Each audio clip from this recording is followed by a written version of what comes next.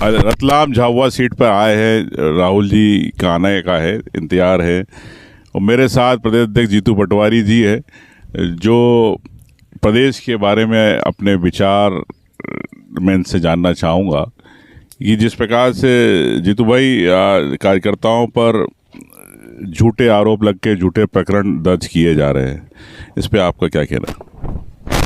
जीवन में शुचिता, सभ्यता, मर्यादा भारतीय जनता पार्टी ने समाप्त कर दी है। और जिस तरीके से ये लगातार छोटे छोटे कार्यकर्ताओं को छोटे छोटे प्रकरणों में फंसा के डरा के बीजेपी ज्वाइन कराना, वैसे ही हरकत ऊपर देश की ईडी और सीबीआई एक स्केल पे करती है, वैसे ही भारतीय जनता पार्टी जिला स्तर पर, उसके ब्लॉक स्तर पर नेता करते हैं। वो वहाँ ईडी का उपयोग करते हैं, ये यहाँ पुलिस का और एसडीएम और तहसीलदार का उपयोग करते हैं। इसी प्रकार प्रदेश में भी जैसे अभी मुझ पे 5 दिन में 4 एफआईआर करी। मैसेज क्या है? मैसेज ये है कि हम अहंकारी भी है और तानाशाह भी है। तो मैं सारे वर्करों से अनुरोध करना चाहता हूँ कि दृढ़ता जिसमें है, क्षमता है आइडियोलॉजी को जीने की, प्रदेश में विपक्ष में रह के अपनी भूमिका निभाने की जिसके पास कलेजा है और अल्टीमेटली कांग्रेस का वैभव लौटाना है, वो ऐसे लोगों से कभी न डरा था, न डरेगा, न डरा है। भूरिया जी हमारे साथ है, ये आज ये सांसद बनेंगे। ये इन पे हजारों बार ऐसी घटनाएं हुई, फिर भी दृढ़ता से आज कांग्रेस जन है। एक सवाल और जानना चाहता हूं कि जिस प्रकार से नरेंद्र मोदी जी देश की समस्याओं के बारे में बात नहीं कर रहे, जिस प्रकार से बयानबाजी कर रहे, इस पे आपका क्या कहना है? नहीं, देश के प्रधानमंत्री ने देश को 2014 में कहा सबका साथ सबका विकास, अभी कहा मोदी परिवार 140 करोड़ लोग, फिर उन्होंने कहा अच्छे दिन आएंगे, बहुत हुई बेरोजगारी की मार, अब की बार मोदी सरकार, फिर उन्होंने कहा कि बहुत हुई बेरोजगारी महंगाई की मार, अब की बार मोदी सरकार, फिर काले धन 15 लाख, किसानों की आय दुगनी। उन्होंने ऐसे ऐसे सपने देश को दिखाए कि देश ने उन पे भरोसा भी किया। एक बात उन्होंने कहा, ना मेरे कोई आगे है ना कोई मेरे पीछे है, ना खाऊंगा ना खाने दूंगा। तो एक व्यक्ति जिसका परिवार नहीं है वो ईमानदार है, ये मैसेज उनने देश को दिया और देश ने उसको आत्मसात किया।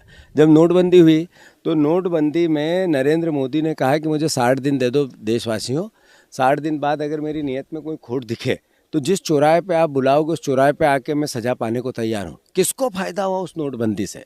फिर कोरोना, इधर पिता की अर्थी जल रही थी, उधर मोदी जी कह रहे ताली बजाओ तो बेटा ताली बजा रहा था। उधर कोरोना में पूरा परिवार ग्रस्त था, न रेमडेसिविर थे, न ऑक्सीजन था, न बेड था, न डॉक्टर था, न दवाइयाँ थी, और एक न एक आदमी रोज़ मर रहा था साथी। पर मोदी जी कह रहे थे कि थाली बजाओ तो देश थाली, इतना भरोसा देश ने उन पे किया। और अब वो बात करते हैं नफरत की, घृणा की, बच्चे पैदा करने की, हिंदू की, मुसलमान की, मंगलसूत्र की। अभी राहुल जी को शहजादे बोलते हैं, सोनिया जी के लिए कुछ बोलते हैं पुराने। तो ये देश देख रहा है और ये मर्यादा क्या, अमर्यादित राजनीति क्या होती है, मोदी जी ने मिसाल कायम जी। ये कह सकते। अच्छा, बिल्कुल। एक दूसरा सवाल मैं ये चाहूँगा, प्रदेश के अंदर कितनी सीटें आपको लगता है कि कांग्रेस की रहेगी और कितनी सीटों पर अपन फाइट में? मुझे 100% जो बीजेपी ये कहती थी अब की बार 28 से 29 की 29, तो मैं भी थोड़ा सहमता था कि आखिर इतनी बात क्यों हो रही है। अभी इस बार बीजेपी 15 भी पार नहीं करेगी और आधा हिस्सा कांग्रेस का है, हमने हमेशा से कहा था। अब वो जैसे जैसे चुनाव आगे बढ़ रहा है, जो 3 फेज़ का चुनाव कल तक निपट जाएगा, 7 तारीख तक, अल्टीमेटली उससे ही एहसास हो गया बीजेपी को। जब भी तो नरेंद्र मोदी जी की भाषा बदली। एक दिन उन्होंने आखिरी दिन कहा था पूरा मोदी परिवार 140 करोड़ लोग, और जैसे ही पहला चुनाव का वो हुआ, इलेक्शन हुआ, तो उनको मंगलसूत्र याद आ गया। ऐसे ही मध्य प्रदेश में भी बौखला रहे हैं बीजेपी के नेता। हम पे एफआईआर करना क्या मैसेज है, हमें डराना क्या मैसेज है? हमारे पे अनर्गलन पूरा चुनाव चल रहा है और मेरे खिलाफ उधर मेरे घर पे जाके महिलाएं प्रदर्शन कर रही है। इससे पहले कभी चुनाव में हुआ क्या ऐसा? जो बात जिसका न तिया है न पाचा है न जिसकी जड़ें हैं, उसको लेकर बीजेपी बौखलाहट में है। इसका एहसास ही है कि डरे हुए लोग हरकत कर रहे हैं।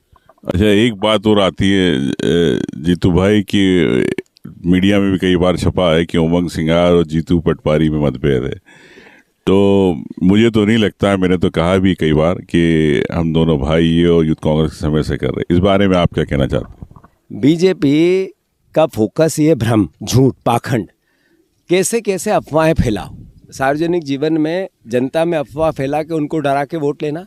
ऐसे ही मीडिया को किसी न किसी रूप की जगह देना कि इनमें मतभेद है, उनमें मतभेद है। अरे उमंग सिंगार जी में हमारे जैसे, मैंने बार बार कहा कि मैं प्रदेश का अध्यक्ष हूँ, ऐसे ही उमंग सिंगार CLP के नेता है। ये दो